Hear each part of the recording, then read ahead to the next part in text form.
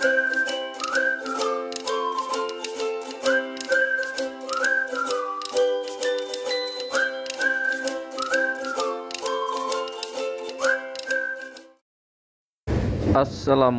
warahmatullahi wabarakatuh. Marilah kita sama-sama dengarkan tausiah dari Gus Bah. Masa Rasulullah jadi Nabi itu 23 tahun. Terus sampean ingin ngaji paham dalam 1 jam, itu keangkuhan. Jadi Rasulullah itu jadi Nabi itu 23 tahun. Tapi orang ingin memahami Islam, nyewa kiai, diatur lagi, itu kalau nggak pernah sepuh itu dosa, itu jelas itu. Itu 1 jam ingin paham. Saya punya sekian cerita, ini Maulidur Rasul Shallallahu Alaihi Wasallam. Itu dulu zaman Nabi itu ada ayat yang Jibril jauh-jauh dari langit turun ke bumi hanya membawa 1 kalimat.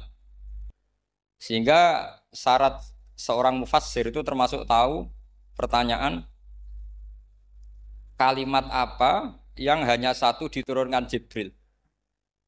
Yaitu kalimat minal fajr. Jadi dulu awal-awal Islam itu ada ayat kamu makan wakulu washrobu hatta yatabayyana lakumul khaytul abyadu minal khaytil aswad. Jadi kalau malam puasa itu orang boleh makan selagi melihat benang putih sama benang hitam itu belum kelihatan.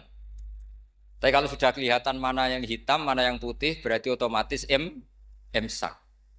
Itu sahabat entah saking lugunya itu ya benar-benar pasang benang hitam sama putih dia makan. Nanti 1 jam dari makan misalnya diintip lagi, kok belum kelihatan makan lagi. Mungkin yang istrinya cantik ya kumpul istrinya lagi, kalau tidak cantik ya sudah tidak usah mungkin. Sampai itu jadi perilaku sahabat berhari-hari. Ketika dilaporkan ke Rasulullah, Rasulullah itu tertawa-tawa. Kok ada begitu? Baru Jibril datang menerangkan minal fajr. Jadi benang hitam artinya masih malam, benang putih maknanya sudah fajar shadiq. Itu lama sekali. Saya terus mau cerita tentang sanad ilmu. Jadi Nabi itu 23 tahun. Dan itu tidak gampang, ada fasenya. Bahkan ada fase Nabi itu harus as-sukut anil mungkarat. As-sukut anil mungkarat itu diilmoni oleh pakar-pakar usul fikih. Apakah as-sukut anil mungkarat itu berarti mengekrori kemungkaran? Apa takhirul bayan? Saya ulang lagi pakai bahasa Indonesia. Ketika ada kemungkaran, Nabi diam. Itu diamnya karena nyari momen untuk ngandani. Atau memang diam itu dengan tanda kutip jangan-jangan dianggap ikrar. Makanya ulama usul fikih itu berdebat. Diamnya Nabi ketika melihat kemungkaran di awal Islam itu karena ada ma huwa aham, ada yang lebih penting yaitu menerangkan tauhid. Atau takut itu menjadi satu momok bagi mereka karena Nabi dianggap coro Jawa itu dianggap kecangkeman, sidik-sidik ngeloroi. Nah, perdebatan ulama dalam seperti ini itu penting sekali karena nanti menjadi satu rumus ilmu. Saya berkali-kali berpikir gini, misalnya Anda punya keponakan atau punya anak pacaran. Ada Pak D yang keras sekali, mesti marah. Itu nanti ponakannya nggak sempat dikandani karena main saja nggak berani. Mesti Pak D itu marah. Karena ini Islam garis keras atau garis lurus atau apa nggak tahu. Pokoknya punya garis. Terus ada kelompok Islam yang nggak punya garis, ya nggak punya karakter. Ponakannya pacaran ya santai, malah kenalan pacare ponakannya. Cantik le, kuliahnya bodoh. Sehingga ponakannya merasa terjustifikasi. Berarti pacaran nggak apa-apa, wong paman saya nggak marah. Natijahnya pasti sama. Yang terlalu mudahanah, yang terlalu baik, hasilnya tidak didik sama sekali. Karena seakan-akan mengakui bahwa itu tidak apa-apa. Yang keras sekali hasilnya juga sama, nggak didik sama sekali. Karena dolan we rawani, kapan didiknya? Nah kira-kira seperti itu. Yang nggak mau berteman sama orang-orang maksiat juga hasilnya sama. Meskipun atas nama kebenaran. Aku mau kancanan orang maksiat, ngotori. Hasilnya sama, nggak mau mendidik. Tapi yang mau ngancani juga bahaya kalau terlalu keseringan karena jute aku kenal kiai iki ratu diloroi berarti gak popo kan gitu. Nah ini PR besar dalam umat Rasulullah Shallallahu Alaihi Wasallam. Tadi saya diceritani Mbah Jamal berjuangnya di sini, nata dari kampung yang macam-macam menjadi kampung baik. Dulu saya Duki di Lasem ya gitu. Mbah Mun dulu ya sarang dihimpit 2 kampung yang masalah. Tapi lama-lama terus jadi kampung yang baik lewat tarbiyah, luar biasa. Maka ketika kemungkaran kita biarkan, itu namanya apa? Namanya itu kalau dalam usul fikih itu takhirul bayan. Apa? Mengundurkan memberi apa? Penjelasan. Karena sekali tidak dengan definisi ini, nanti takutnya dianggap al-iqrar alal mungkar, dianggap ngakui kemungkar. Nah, saya termasuk orang yang sangat usuli ya, sangat memahami Quran, hadis itu secara disiplin ilmu usul fikih. Nah, kenapa itu satu keharusan begini logikanya? Saya ulang lagi, Nabi jadi Nabi itu 23 apa? Itu yang menyokong beliau jadi Nabi itu orang Nasrani dan orang Yahudi. Karena itu satu-satunya perangkat yang harus dipakai. NU belum ada, sama nggak usah GR bela Nabi. NU pas itu belum ada. Maulid Nabi itu yang kangelan tuh Abu Lahab, bukan pengurus NU. Sampai sekarang dalil Maulid itu masih pakai Abu Lahab. Jadi ini ya NU itu termasuk organisasi yang luar biasa. Abu Lahab itu jadi dalil. Jadi Abu Lahab dengar kalau iparnya Abu Lahab itu iparnya Aminah, iparnya Sayyidah siapa? Dengar Aminah lahir, nggak punya suami, saking senengnya candalemnya beliau, itu dimerdekakan. Ya setidaknya untuk hari Senin tak sebut beliau, karena pas sholat. Nanti Selasa Rabu sudah ada. Itu dimerdekakan. Saya yang kiai kecil saja nggak bayangkan kalau pagi-pagi tidak punya anak dalam yang bikin kopi siapa, yang mencucikan siapa, yang nyapu rumah. Tapi Abu Lahab saking senengnya punya ponakan itu dikasihkan, sudah Suwaiba kamu pakai saja. Sudah biar melayani kamu, ngurusin kamu. Jadi saya bayangkan hari itu Abu Lahab itu mungkin bikin kopi sendiri, nyapu sendiri demi. Nah itu sama Allah dikenang. Dikenang sehingga yukhaffafu anhul adzabu yaumal isnan itu masyhur. Idza kana hadza kafiron jaa dhammuhu bi tabbat yadahu fil jahimi muhal lada ata annahu fi yaumil isnaini daiman yukhaffafu anhu lisururi bi ahmada famadzannu bil abdil ladzi kana umruhu bi ahmada masruran wa mata muwahhida. Ini Abu Lahab yang kafir, hormat Maulidur Rasul saja dapat takhfiful adab, apalagi yang mukmin. Jadi itu satu-satunya dalil Maulid, itu dalilnya Abu Lahab. Ya makanya terus kita itu dibully sama kelompok sebelah, dalil kok Abu Lahab. Tapi saya pastikan awal Islam itu yang menjadi perangkat nubuah itu hanya Yahudi dan Nasrani. Karena yang lainnya nggak tahu Nabi itu apa. Saya beri sedikit cerita, Nabi itu umur anggap saja kita ikut kaul yang 12 tahun saja. Sebetulnya ada beberapa perdebatan, ada yang bilang 9, ada yang bilang 12. Tapi yang debat tidak usah didengerin, sama-sama nggak tahu kok ngotot. Kadang orang debat yang lucu, sama-sama nggak tahu kok ngotot. Anggap saja 12. Nabi datang ke Syam. Syam itu ya sekitar Syria, Lebanon, Palestina itu Syam. Itu pertama yang tahu kalau beliau Nabi itu ya rohib. Rohib itu terjemahnya ya pendeta. Rohib, Bukhaira, nemuin Abu Thalib, itu siapa? Ini anak saya. Terus ditanya lagi, ini siapa? Ini anak saya. Sampai 3 kali. Terus sampai Abu Thalib itu agak tersinggung. Memangnya masalahnya apa kalau dia anak saya? Terus Ibu Bukhaira bilang gini, semua alamat Nabi pada anak ini itu ada semua, kecuali kecelakaannya satu, anak kamu. Loh memangnya masalahnya apa? Karena alamatnya Nabi di Taurat dan Injil itu yatim. Sementara ini punya bapak kamu, ini masalah. Jadi dilihat macanya sudah memenuhi kriteria, semua memenuhi kriteria, kecuali satu, karena punya bapak Abu. Akhirnya Abu Thalib ngaku, enggak ini tidak anak saya, ponakan saya. Akhirnya diketahui kalau ini benar-benar calon Nabi. Pertama yang tahu siapa? Pendeta. Karena yang punya khazanah kitab samawi itu ya para orang Nasrani dan Yahudi. Sehingga Al-Quran meskipun pada akhirnya ngeritik Yahudi Nasrani, carakan Yahudi dan Nasrani. Karena satu-satunya yang masih punya kitab samawi itu Yahudi dan Nasrani. Meskipun sebagiannya sudah dirubah-rubah.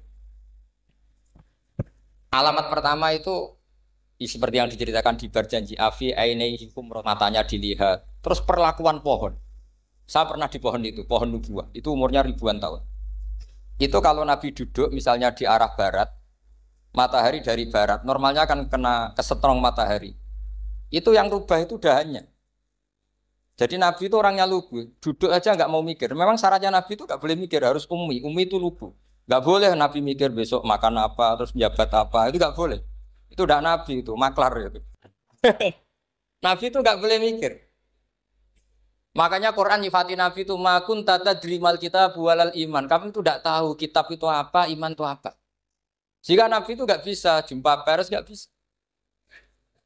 Nabi kok memaklumatkan wah saya tadi malu, nggak bisa. Nabi itu justru bagus kelira-keliru pertama jadi Nabi. Nabi pertama ketemu Jibril itu dikira malakul maut, dia lari ketakutan. Zamiluni Khotijah saya ini takut itu tadi ada malakul maut, saya takut. Sama Khotijah dikemulin. Jadi Nabi itu nggak tahu kalau itu malaikat siapa? Jibril. Jibril nggak bisa dia kenalan nggak di seminar. Ini malaikat Jibril pernah kuliah di sini nggak bisa seperti itu. Jibril itu ya aneh. Pertama ketemu Nabi, Iqra ya Muhammad, kamu harus baca ini. Kata Nabi, Nabi Qaurian, saya tidak bisa baca. Harus bisa. Dipaksa sampai 3 kali. Nabi tetap jawab, saya tidak bisa baca. Terus kata Nabi kenangnya, Tony, saya didekap, kamu harus bisa baca. Setelah baca dilepas, Nabi lari, pulang. Pulang terus bilang ke istrinya, Zamiluni. Ini secara nahwu agak aneh, karena mukhotobahnya perempuan satu. Harusnya Zamilini. Kalau untuk perempuan harusnya idribi ya, unsuri gitu. Tapi karena Khadijah dihitung ahl itu keluarga, maka Nabi pakai khitab apa? Mudzakkar jamak Zamiluni. Jadi Nabi nggak tahu kalau pertama jadi. Karena syaratnya Nabi harus ummi.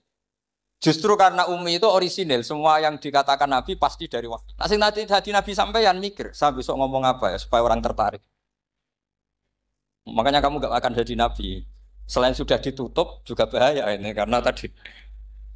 Makanya saya ngaji itu ya sekenanya saya tidak pernah ngaji itu mikir. Karena ngaji itu menarik itu terserah nasib. Kalau nasib sedang baik, kamu tidak paham gini, wah Gus Bae ilmunya tinggi sampai kita tidak paham itu kalau nasib sedang baik.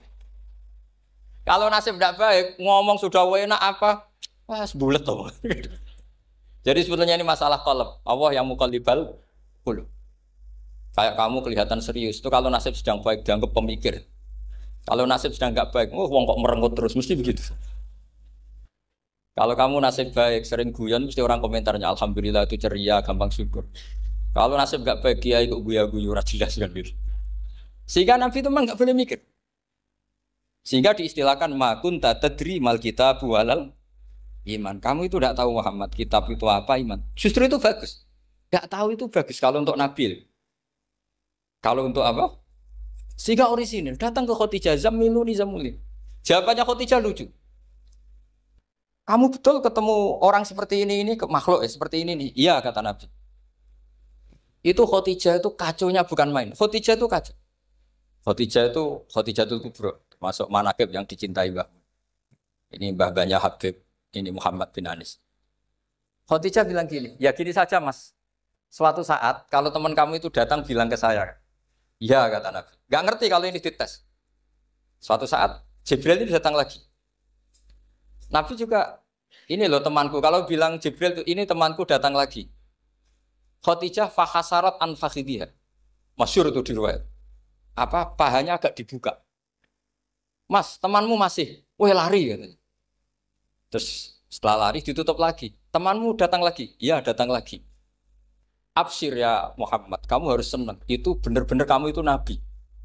Jadi Khadijah punya sekian definisi. Kalau Nabi betul itu melihat apa malaikat betul itu melihat aurat itu pasti lari. Jadi dibuka. Ternyata Jibril lari. Khadijah ini tidak tahu. Yang tahu Nabi. Nabi ya nggak tahu kalau dites. Kalau Nabi tahu, oh kok nggak enak dites ya. Jadi ini mungkin. Jadi Nabi itu nggak tahu kalau dites. Mas kalau temanmu datang bilang saya.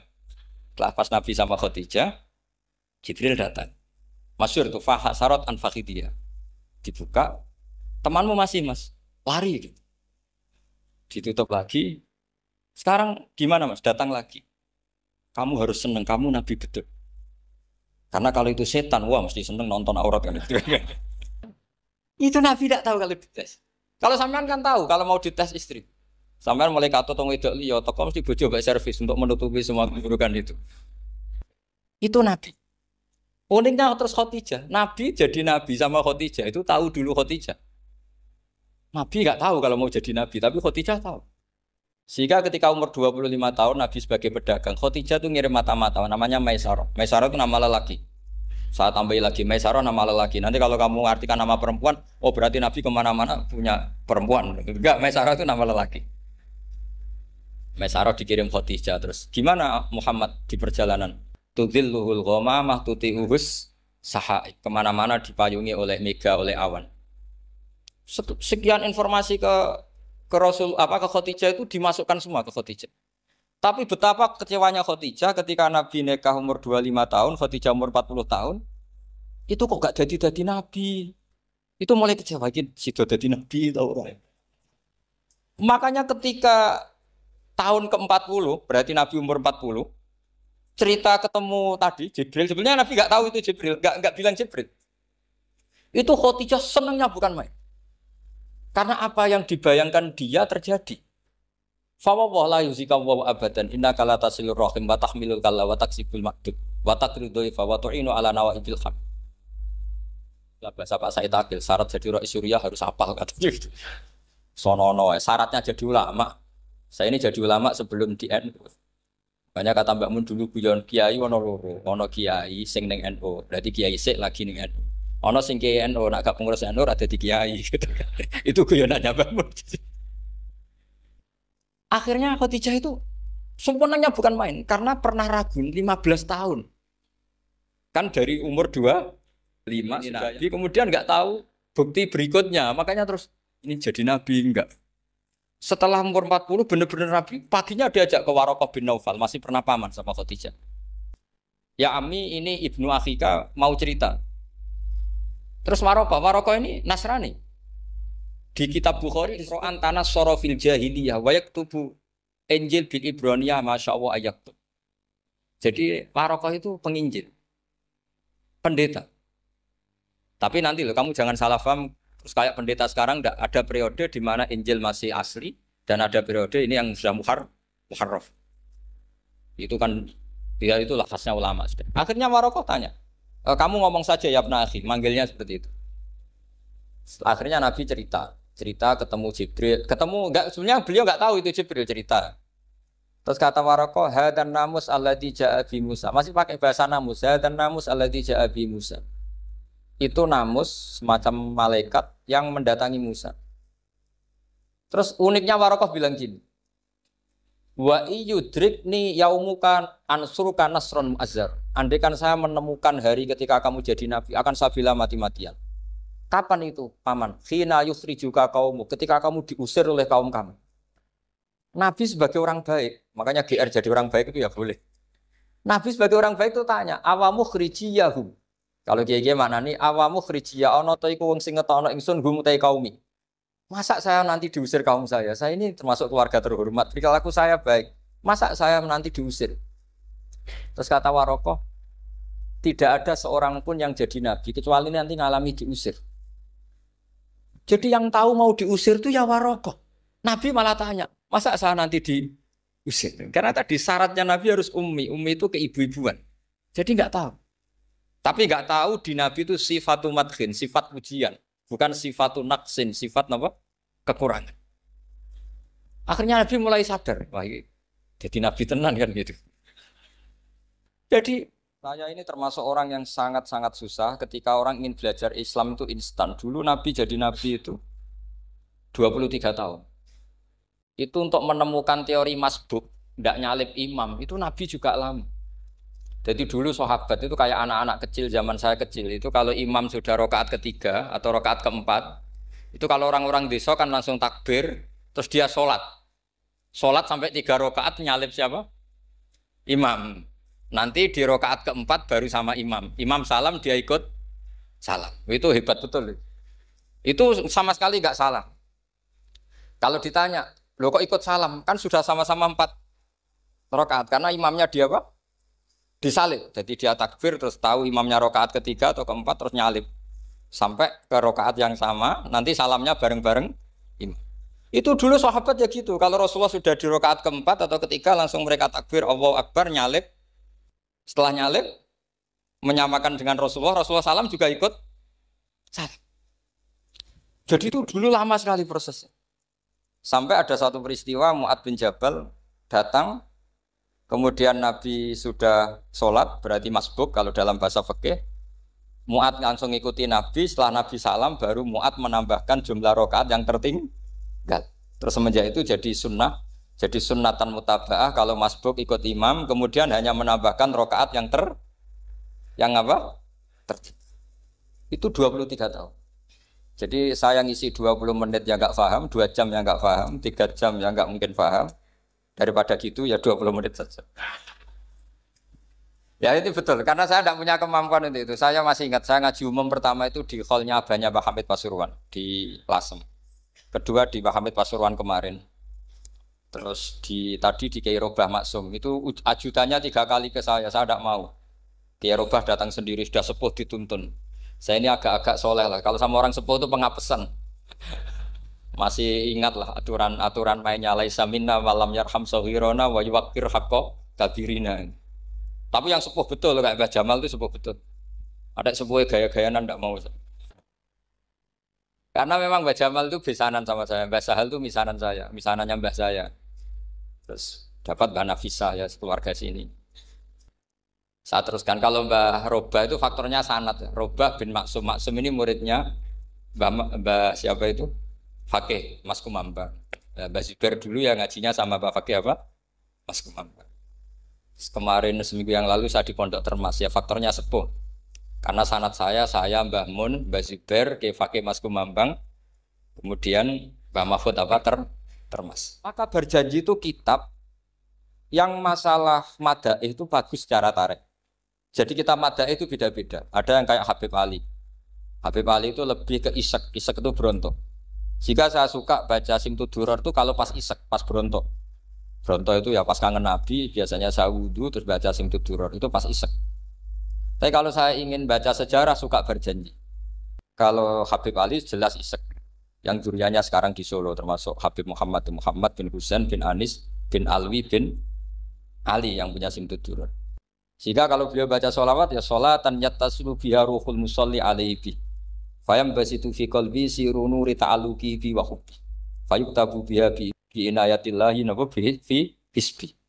Kalau berjanji enggak, dia tahu problem utama Nabi itu nasabnya karena beliau orang Quraisy, orang jahiliyah yang dikira enggak punya darahnya Nabi Ibrahim. Maka beliau pertama ngarang diantaranya wabatu fa'akul huwa Muhammad bin Abdullah bin Abdul Muttalib wasmuhu Syaibatul Hamdi Khumitat Khisalusaniyah. Saya pastikan Muhammad cucunya Abdul Muttalib. Dia yang punya pintu yang mau masuk ke Ka'bah namanya Babu Bani Syaibah. Itu nama lain dari Abdul Muttalib. Terus diteruskan. Abdul Muttalib bin Hasyim terus sampai wa'adna nubila raibin idza dawil ulumin nasabiyah ila dabihi Ismail nisbatuhu wa muntah.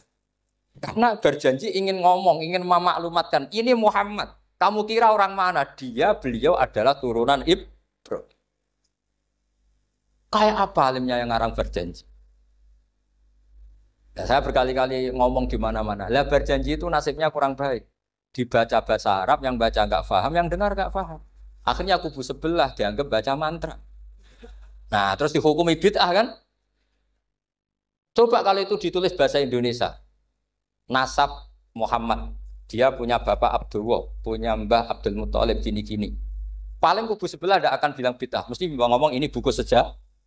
Jadi gara-gara bawa bahasa Arab, sing maca ora paham, sing nyenggaki ora paham, terus koyok mantra. Sing kritik yo luwih ora paham. Sudah akhirnya. Jadi berjanji itu bela-belain Nabi itu yang dilihat sisi nasab. Makanya beliau ngendikan wa'adna bila raibin inda dzawil ulumin nasabiyah ila dzabihi Ismaila nisbatuhu wa muntah. Itu juga orang Yahudi. Akhirnya orang Yahudi banyak yang iman. Ternyata Muhammad itu tidak orang lain. Sampai mereka bilang Muhammad minal asbab. Muhammad itu enggak lain saudara kita. Akhirnya orang Yahudi banyak yang iman. Jadi pertama Nabi jadi Nabi itu yang tahu ya orang Yahudi dan orang Nasrani karena mereka masih punya sisa-sisa kitab samawi. Itu yang diceritakan Ka'bil Ahbar. Ya al haditsus tsani an Yasar bin Atha an Kabil akhbar qala allamani abi Tawrata ila sifran wahidan kana yaktimuhu wa yudkhiluhus sunduk falamma mata abi fatahtuhu fa idan fi nabiyyun yakhruju akhiras zaman maulidu bi Makkah wa hijratu bil Madinah wa sultanuhu bisyam. Nah, jadi ini saya urun nerangkan maulid. Tapi jangan diundang lagi. Ya, pokoknya saya ini kaidahnya jelas. Kalau tidak pernah sepuh ngundang saya haram. Aturan fikihnya kan gitu. Kalah alim ngatur yang alim haram. Kalah tua ngatur sing tua haram. Tapi nak wong tua ngatur sing nom ono kemungkinan halal. Mereka ono kemungkinan sing nom ra nurut wong tua itu dosa. Makanya kalau saya dipanggil yang pernah sepuh, waduh cocok ra cocok ya samina wa ta'na. Karena Mbak Jamal ini abahnya Gus Rozin, biasanya basal. Terus saya pokoknya tak ingat saya pengajian umum itu baru ke-7 ke 8. Semoga ya nanti sampai mati ya jumlahnya masih bisa terhitung. Tapi kalau ngaji rutin saya terus ngaji rutin. Saya pernah baca hikam di Jogja khatam. Kalau di pondok saya sudah nggak terhitung saya khatam berapa kitab nggak terhitung karena saya sering ngaji rutin. Sehingga tiba itu kitab kesayangan Habib Ali. Habib Ali sebelum ngarang Simtud Duror itu beliau nginduk kitab apa? Tiba masyhur. Jadi saya ulang lagi ya, kalau Tiba sama Berjanji lebih ke Tareh, kalau Habib Ali ke Ishaq, semuanya baik. Saya baca Habib Ahmad Al-Habsyi Pasuruan pernah tak tanya, kenapa kalau Maulid baca 3-3-nya? Ben gak asobiah Gus, ben keduman kabeh. Saya itu setengah hafal semua, 3-3-nya setengah hafal. Berjanji cerita Al-Haditsus Tiba yang ini Tiba Al-Haditsus Tsani an Yasar bin Atha an Kabil Akhbar. Kata Kabil Akhbar, saya ngaji sama bapak itu Taurat itu khatam. Tapi saya itu iskal itu janggal. Kenapa ada satu lempiran yang enggak diajarkan? Disimpan fisunduk. Jadi orang Yahudi itu ada baiknya. Mestinya kalau mangkal kan dibakar supaya hilang jejak. Enggak. Karena Yahudi itu ada unsur nubuah. Karena babanya Yahuda bin Yakub bin Ishak bin Ibrahim. Tapi Yahudi yang orisinal ya. Saya berkali-kali ngaji bilang Israel itu kalimatu madkhin, pujian. Sehingga Israel disebut wa ani faddaltukum alal alam itu Israel yang bani karena ada gennya Nabi.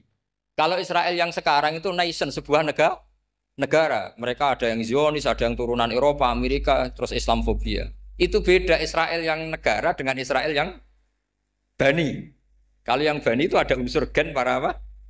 Nabi, sehingga ya bani Israel. Tapi kalau Israel sekarang nama sebuah negara. Sehingga ketika Allah bilang ya bani Israel itu khitabnya pada penduduk Medina. Kenapa? Karena penduduk Medina zaman itu banyak yang keturunan Nabi Ibrahim alaihis salam. Jadi Israel di Quran itu bukan nama sebuah negara, nama sebuah turunan. Sehingga disebut ya bani Israel, he anak turune Israel. Kita tahu Israel nama lain daripada Nabi Yakub bin Ishak bin Ibrahim. Ya karena memang saya nekuni ilmu. Kalau tadi yang Banjari kan nekuni suara. Jadi suaranya bagus. Itu kalau nggak ditopang al-jamalul akli, logikanya juga bagus. Itu bahaya, nanti orang mau nyanyi tok. Nah ini tak bantu. Tadi ada al-jamalul sauti, kebaikan secara suara. Ini tak bantu al-jamalul akli, kebaikan secara makna. Ya mestinya keren al-jamalul akli, karena al-jamalul sauti itu penyanyi dangdut bisa. Jadi semua penyanyi bisa kalau suara bagus ya. Tapi kalau maknani tiba itu kalau tidak orang alim tidak bisa. Wis tuku terjemahannya tetap ra paham, ra bakat itu. Saya teruskan. Falam mama tabi, orang Yahudi itu dia benci kok naskah itu tetap disimpan. Terus kata Kabil Akhbar, falam mama tabi fatahtuhu, ketika bapak saya meninggal, kotak ini tak buka. Faidan fihi nabiyyun yakhruju akhir zaman. Di situ ada keterangan bahkan akan ada nabi yang keluar akhirat, mauliduhu bi Makkah wa hijratuhu bil Madinah wa sultanuhu bisyam. Kerajaannya itu di Syam. Bareng Kabil Akhbar ini sebetulnya menangi Rasulullah SAW. Tapi dia nggak mau iman. Karena Nabi itu nggak lengkap menurut dia. Ini Muhammad sudah benar lahirnya di Mekah, wafatnya di Madinah. Tapi masih kurang satu, wa sultanuhu bisyam. Zaman itu Syria, Lebanon, Palestina masih di bawah pasukan salib, pasukan Nazaret. Sehingga dia mikir, katanya kerajaan Islam ada di Syam, ini kok Muhammad nggak jadi raja di Syam. Sehingga dia menunda imannya, yuakhiru Islamah. bareng era Sayyidina Umar, beliau bisa menaklukkan Baitul Maqdis. Terus dia iman. Makanya imannya Ka'bul Ahbar itu era Sayyidina Umar karena sudah masuk definisi ketiga wasultanuhu bisyam, kerajaannya Nabi ada di iman. Sekali iman langsung pinter deh. Wong sedurunge baca kitab Samawi banyak. Sehingga Sayyidina Umar kalau mau tanya kitab Samawi ya tanya Ka'bul Ahbar. Karena beliau itu Nabi sudah benar maulidu bi Makkah, wa hijratu bil Madinah, wa sultanuhu bisyam. Rasulullah ketika wafat atau intaqala ila rafiqil ala itu belum menangi Islam menaklukkan mana Palestina. Tapi Nabi itu kasef. Nabi itu nak kasef itu ya lucu. Makanya kalau ada kiai lucu itu ya anggapnya niru Nabi. Nabi itu lucu.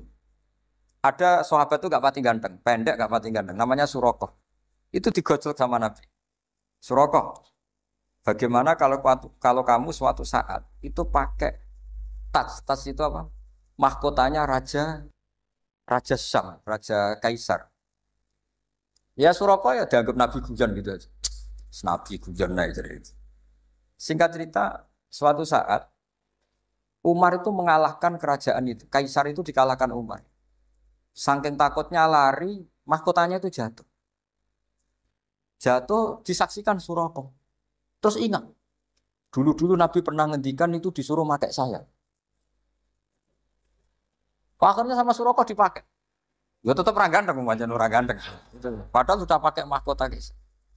Karena setelah dipakai, kata Umar, ikhla'ha. Itu dicopot. Mau saya pakai untuk Baitul Muslimin, untuk Baitul Mal. Kata Surakoh, bukankah Nabi ngendikan kalau ini yang pakai saya?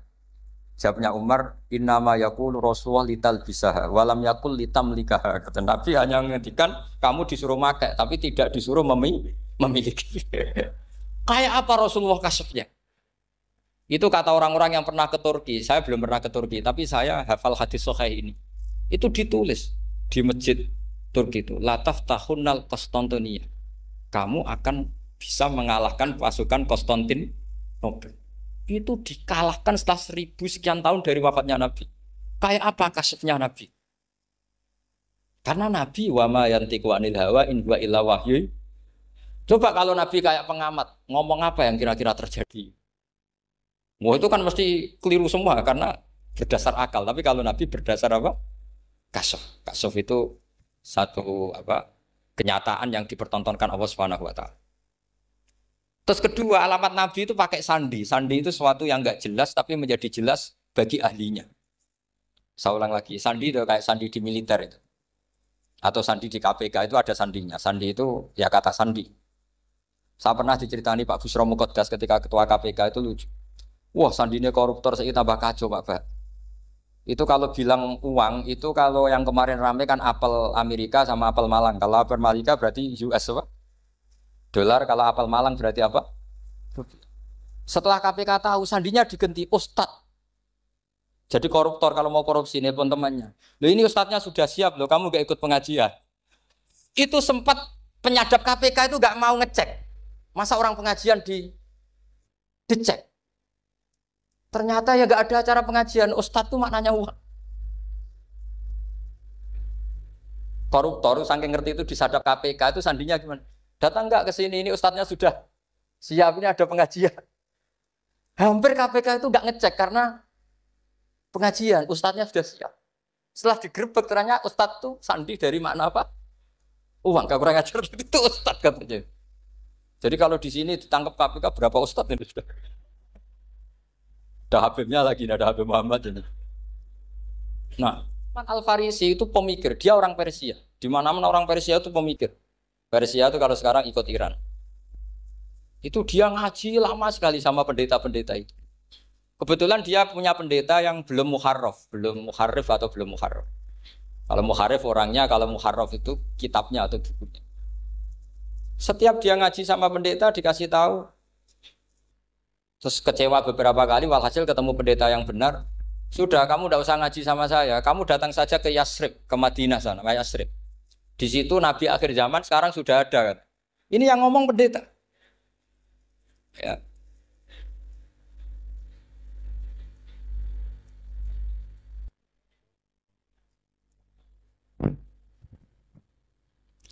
Ya terus sandinya itu 3. Itu aneh semua sandi. Sandinya pertama layak balus sodako. Lalu saya tahu kalau itu Nabi gimana. Pas itu posisi di Babylon. Babylon itu sekarang ikut Irak. Babylon itu ikut Irak. Dia orang Persia, kira-kira sekarang Iran. Terus dia kerja di Babylon. Kalau sekarang ikut Irak. Makanya ada yang cerita Nabi Ibrahim itu orang Babylon. Berarti orang mana? Irak. Kemudian pindah ke Syam. Kemudian sempat hidup di mana? Makkah. Akhirnya datang. Beliau di Babylon diceritain. Terus beliau miskin. Terus ada kafilah dari Yasrib, dia bilang, saya siap jadi budak Anda, asal saya dibawa ke Yasrib. Akhirnya Salman jadi budak. Jadi budak, dia di Yasrib jadi budak. Demi penelitian tuh dia jadi budak. Padahal dia orang pinter sekali, namanya Salman Al-Farisi. Setelah jadi budak, dia di Yasrib. Suatu saat dia kerja dapat ujroh. Ujroh itu upah. Datang ke Rasulullah. Ya Muhammad, manggilnya masih jangkar. Ya Muhammad, saya punya banyak uang. Kamu kan punya sahabat banyak, punya santri banyak. Ini tak sedekahkan ke kamu. Apa kata Nabi? Sahabat dipanggil semua. Halumu ilayya, ke sini, ini makan, ini ada sedekah. Terus kata Salman kenangannya, walam ya'khud min hasya'an. Bahkan sebagian riwayat mengatakan falam ya musa. Nabi nyentuh saja enggak mau. Karena diistilahkan sedekah. Terus kata Salman, hadhihi waqidah, ini satu alamat. Itu sandi. Enggak ada yang tahu kecuali ahli kitab. Setelah seminggu, 2 minggu dapat uang lagi. Ya Muhammad, hadhihi hadiyatun laka, ini hadiah untuk kamu. Nabi langsung ikut dahar. Hadhihi sintan, ini 2. Kalau logika kita pakai pengamat, bedanya apa? Sedekah ya dapat, hadiah ya dapat. Kan enggak ada bedanya sama sekali. Ternyata itu sandi. Sandi wayak balus hadiah tapi walayak balus sedekah. Nabi itu nerima hadiah tapi enggak nerima sedekah. Bagi orang kebanyakan kan bedanya apa? Sama-sama dapat. Kiai pakai duit 1 juta, mbok arani sedekah ya ditampa. Mbok kaya 50.000 diarani hadiah ya ditampa. Sementing kan duit. Tapi kalau Nabi tidak bisa seperti itu. Kalau dikatakan sedekah enggak mau nerima, kalau hadiah akhirnya wah ini sudah ada 2 alamat. Jadi alamat tuh ya kadang aneh, masa sedekah sama hadiah dibedakan. Terus ketiga, wa fi katifihil aisar khatamun nubuwah. Mislu baidotin nu'amah. Di katifil aisar, apa kalau orang sini bilang apa? Pundak yang kiri itu ada khatamun nubuwah, ada alamat bahwa beliau adalah nabi akhir zaman. Yaitu mislu baidotin nu'amah, kayak semacam telur manuk darah. Wah itu pusing. Waduh, caranya ngelihat gimana? Dia berkali-kali datang ke situ, nabi itu orangnya priayi, jadi sering pakai baju. Kalau Nabi ini jenengan sering blodor gampang, ini kan Nabi kan sering priayi. Tapi Nabi itu memang unik. Ketika Salman ke situ, pas beliau mau wudu, biasanya nggak pernah pakai buka baju. Nabi dibuka bajunya. Akhirnya Salman fa'aqab ba'alaihi, bersungkur di depan Nabi, kemudian mengatakan aman tu bika ya Rasulullah. 3 alam. Lagi-lagi 3 itu juga didapatkan dari ahli kitab. Makanya di awal-awal Islam itu ahli kitab itu luar biasa. Meskipun akhirnya di akhir-akhir masalah karena banyak oknum yang mentahrif itu. Jadi saya mohon ilmu-ilmu seperti enggak boleh hilang. Jangan mentang-mentang orang Yahudi Nasrani sekarang sudah muharraf, kamu terus anti sama sekali. Tetap ada sisa-sisa samawi. Karena mereka masih megang kitab apa? Samawi. Jadi kita fair saja. Yang salah ya salah, yang benar gini apa? Benar. Makanya saking fairnya Nabi, ini harus ditiru oleh semua orang NU, orang Muhammadiyah, orang apa saja. Nabi itu kalau menghormati satu ilmu itu luar biasa. Kata Sayyidina Umar, saya ini punya naskah banyak Taurat karena naskahnya menarik ya Rasulullah. Ada sahabat lagi cerita begini-begini. Jawabannya Nabi apa? La tusaddiquhum wa la tukadzibuhum. Kamu ya jangan bilang iya, ya jangan bilang tidak. Kalau kamu bilang iya, ternyata yang pas muharraf, yang pas sudah ada orisinil. Kamu bilang, wah itu bohong semua. Ternyata ada yang masih orisinil. Kayak apa Rasulullah hati-hatinya? La tusaddiquhum wa la tukadzibun. Kalau sekarang enggak, orang ekstrim. Pokoknya salah. Kalau enggak kita pokoknya salah. Iku ora ono hadise. Sing ono iku emosine, paham nggih? Jadi Nabi itu fair. Kalau sesuatu enggak mesti ya la tusaddiquhum wa la tukadzibuhum. Kamu ya jangan bilang iya, ya jangan bilang tidak. Faqulu amanna billah wa ma unzila ilaihi. Jadi ini kebanggaan kita terhadap Rasulullah Shallallahu Alaihi. Makanya kitab Fathul Bari, sarahnya Bukhari, termasuk komentarnya Said Muhammad di beberapa kitab beliau, di Mafahim, di beberapa kitab. Kamu jangan terlalu fikih. Kalau terlalu fikih kan tidak boleh mempercayai omongan orang kafir, orang ahli kitab. Karena awailun nubuwah itu yang komentar semua ahli kitab. Awailun nubuwah itu yang tahu bahwa Nabi Muhammad calon nabi itu semuanya data dari ahli apa? Ahli kitab. Sudah akhirnya Nabi ketemu Jibril lagi.